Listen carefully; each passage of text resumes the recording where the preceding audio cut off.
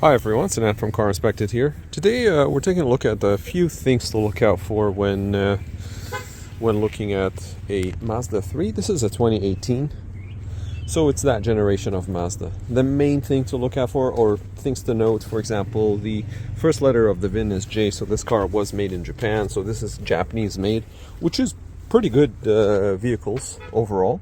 I'd look for rust here. Mainly, anything to look out for is rust.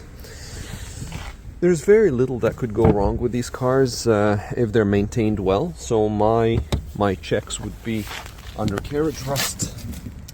And this one is in pretty good shape because it's a low mileage, relatively speaking. Look for damaged panels, welds, to tell me if anything's been replaced or not. But the rest is literally maintenance. There's if these cars are maintained, you can see a little bit of buffing. Someone attempted to buff the scratches.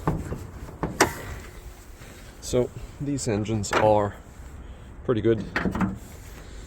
I don't usually see anything except, alternator at around 200,000 kilometers. It's normal. Around 120,000 miles. Battery. This battery is very recent for the date of this filming.